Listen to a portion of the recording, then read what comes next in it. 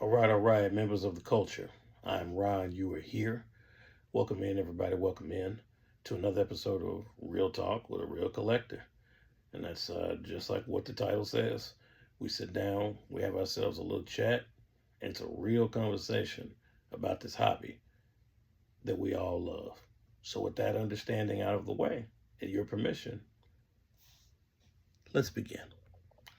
So I don't really imagine that this will be an uncomfortable conversation. I mean, I guess to some people maybe it could be, but I'll do my best to keep it real because at the end of the day, my channel was started about mental health and it's always been about keeping it real. If you've ever watched any of the streams, if you haven't, please watch Catch the Fade. Every Thursday night, 8 p.m. Central Standard Time, 8 to 9. 1 hour, we're in and we're out. And on that one, we're always keeping it real. It's entertaining, but above anything else, it's always real.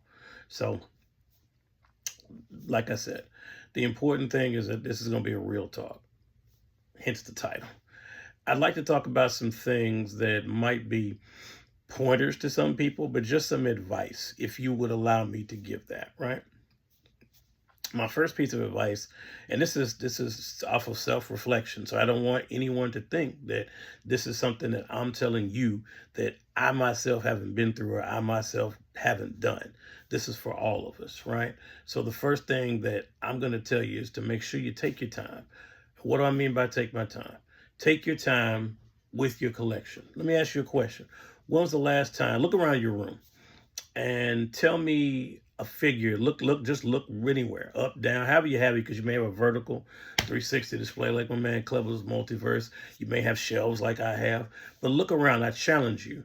I guarantee you, especially if it's, it's particularly if it's out of the box. Find a figure there that you haven't looked at in a long, long time. I'm looking around my room right now as I'm telling you that.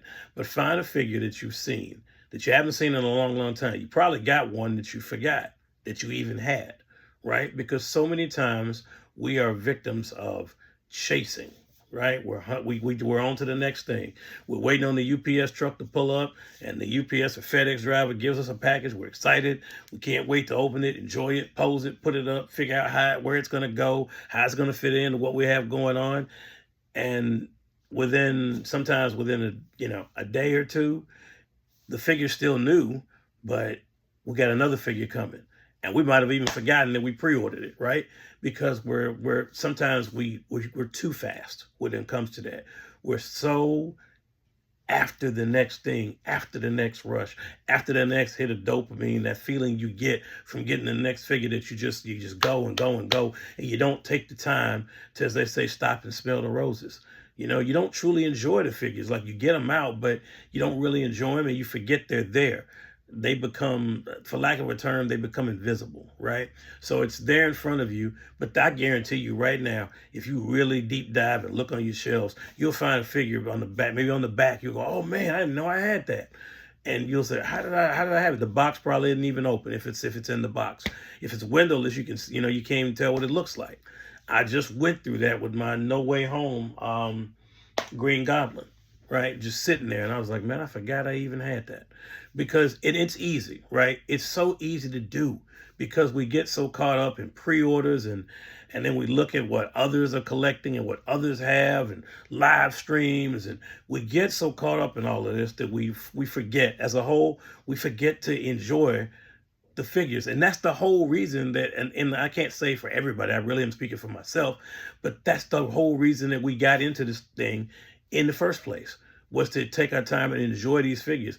And if we just collect, and we're on to the next thing, it becomes less about enjoying it, and then we're hoarding. I hate to use that word because it's a strong word, but it really, really does happen. So my challenge for you is to find a figure you hadn't seen, think about it, talk about it, pose it, and then find the story behind it. Because 9 times out of 10, there's usually a story behind every figure in your collection. The next piece of advice I'd give you is to try and find a path. What I mean by that, ask yourself this question. What are you into really? Knights? Wizards? Are you into mythology? Wrestling figures? Superheroes? What is that lane that you're driving down? Or is it multiple lanes? Are you somebody that just randomly picks up things? I would think that wouldn't really work so well for me. But you do you. But the thing with random to me, it's like I've got this saying. To me, it's easier to collect the less random that you are. And what I mean by that is if you just pick up every single thing, you're like, oh, this spoke to me, or this spoke to me. And I'm not saying it didn't, but if this spoke to me, this spoke to me, this spoke to me, it's hard to define a path. And when you're collecting that, I'm not going to say it always leads to hoarding, but if you don't have a direct line, if you don't have a way to cultivate your collection and curate it, then you're all over the place. And don't get me wrong, if your life is chaotic like that and your collecting is chaotic like that and it works for you, then God bless you. Go for it. But me personally, I think it's easier when you can define yourself. Like me, I like turtles. I like wrestling.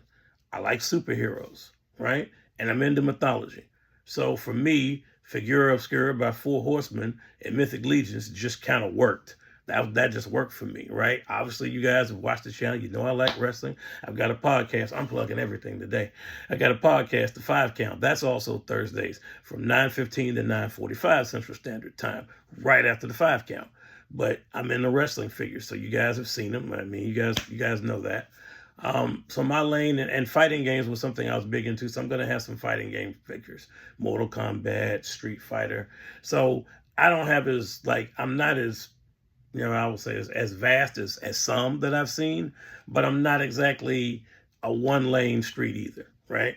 So I'm on the highway. I'd say if anything, I'm not a street. I'm definitely a highway, but I might be 4 lanes, whereas you might got some of the bigger guys out here that might be, 6 lanes of traffic or 8 lanes, and they're just zoom, zoom, zoom. I can't do that. I'm about 4 lanes, I move at my pace, and that's what I would advise you to do. But find out what you're into, because if you find out what you're into and you can nail it down, then you can start curating your collection. And then collecting is a lot more fun because you're collecting with intention and with purpose. The next thing I tell you, and it's really, really important, I want you to remember to collect with intention and not for validation. Let me say it again. Collect with intention and not for validation. There's a difference. My man Clever's Multiverse said it on his channel. There's a difference between toy tubers and collectors. Big difference. You can be both, but it is difficult, because if you get a figure and the first thing you do before you even open it is plan out your video and how you're going to show it and you need it for content, that's a step to me away from collecting. You're going the wrong way. That's just how I see it. The more you do for content, the less you do for collecting. And then it becomes a job. Then it becomes stressful. You're no longer enjoying the figure. And that thing I mentioned in the opening where I said you're chasing the next figure, sometimes you slow. Like I say, hey, you could slow down because you worry about the next pre-order. You worry about the next drop. You worry about the next live stream. You could slow down like that. But if you're doing it for content, you'll find that you can't slow down because now you're trapped in the matrix, right? So now you've got to put out a video at this time, every week at this time. You got to put these videos out. You got to be the first to open this out. Oh man, Mephisto's here. I got to be the first. Savage Dragon, I got to be the first. Oh man, Shockwave drop. I got to be the first. If you're trying to get videos out and compete with these people and keep it up with the Joneses, you're going to find that collecting is not going to be as fun for you. It can lead to burnout, frustration, and that shows.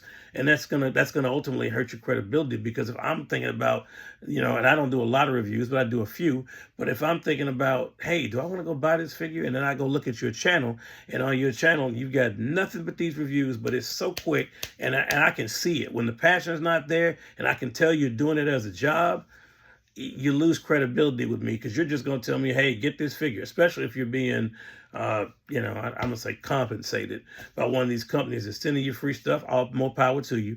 But if you're doing that, a lot of that, there's no such thing as free money. There's usually comes with strings and attachments, right? And if you're trapped in that hamster wheel, where you just got to constantly put stuff out and you're beholden to these companies, your credibility takes a hit, at least in the eyes of me, and I think in the eyes of most collectors.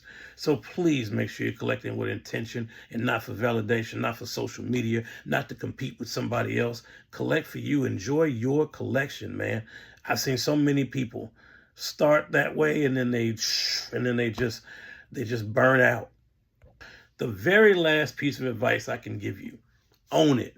Okay? Own it. That's advice for life, not just collecting. Own it. It's your collection. Collect what you like. At the end of the day, I've given you some pointers and tips and things that went on for me and how I collect. But at the end of the day, collect how you want to collect. This is your hobby. You know, it's not going to be in my house. It's not going to be in your friend's house. It's going to be in your house. You're going to have your own man cave, culture cave, whatever you want to call it. But these figures and Funko Pops and Hot Wheels, whatever you collect, it's going to be there with you. So you need to collect what you like to collect the way you like to collect it. So even though I've given these pointers, you don't have to follow it. I'm just one guy. I'm a bald dude on the internet. I've always said that. Right? So my opinion is just that. It's just my opinion. If it helps you, then I'm honored and happy, man, to do that. But collect how you want to collect. Don't try to keep up with these guys, these toy tubers. You're not going to be able to do it. Don't even try to keep up with your friends, man. You know, because your friends may not collect the way you collect. They may not like what you like. We're all different. And that's what makes life great, especially when it comes to collecting. I can learn about figures and like figures and not own them because other people have them. I see the passion they have. They can tell me about them and I can learn because I love to learn things. But just because, like, I have a lot of wrestling figures and I think they're cool and I can speak to them. But if the person's not a wrestling fan, they could probably appreciate it and say, oh, that's kind of cool, but that's not my jam. It's no problem. You know what I mean? And vice versa for me. I like Mythic Legions. I'm not crazy about Cosmic Legions. That's not my jam, right? Comes from the same house if you think about it. But yet the Cosmic thing, that's not me. Maybe in the future, but when I look, I'm more of a Mythic Legions guy than I am a Cosmic Legions guy. I don't own one Cosmic Legions figure. And that's what I'm saying.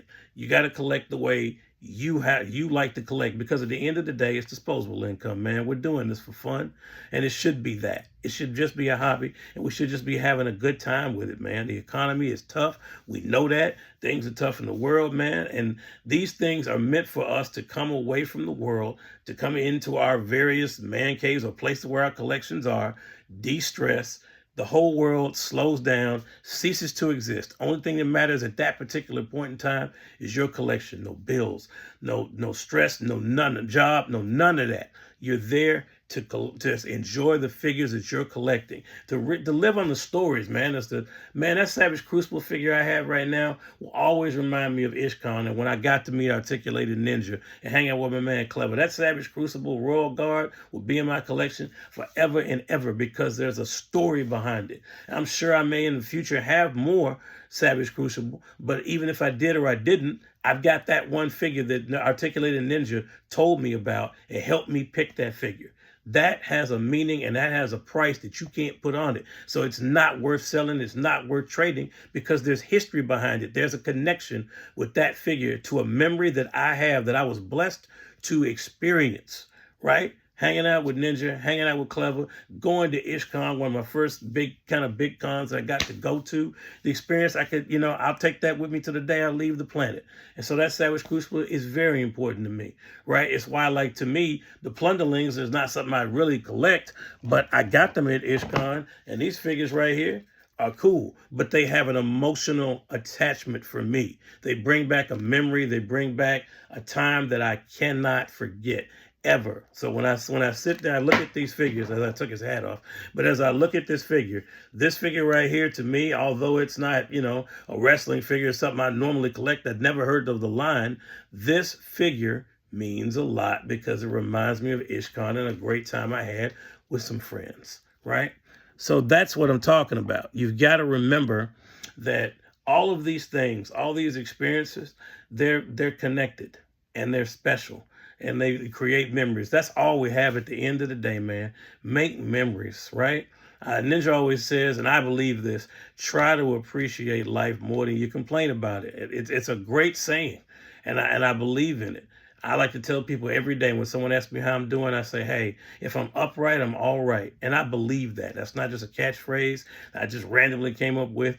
I believe that. And that's why I tell everyone that I meet that, whether I'm working on my job, whether I'm out, I say it to my family. It's the truth, right? So try to enjoy your life, man, and try to enjoy your collection. I hope that these things that I've said reaches and resonates with somebody out there that might just be starting with collecting or might say, I don't know if I want to collect. What's the benefits of it? What's it like to be a collector? Hopefully, these things that I've shared will kind of hit and resonate with you, and you might like it. You know, if I can help somebody on this journey, then man, I've done my job as a human being if I've helped somebody and made somebody else's life better. So look, folks, thank you for your time today. Thank you for stopping by for Real Talk with a Real Collector. And until we meet again, please continue to stay tuned. Please continue to stay collecting. And above all, please continue to stay great. God bless y'all, and I will see y'all on the next video.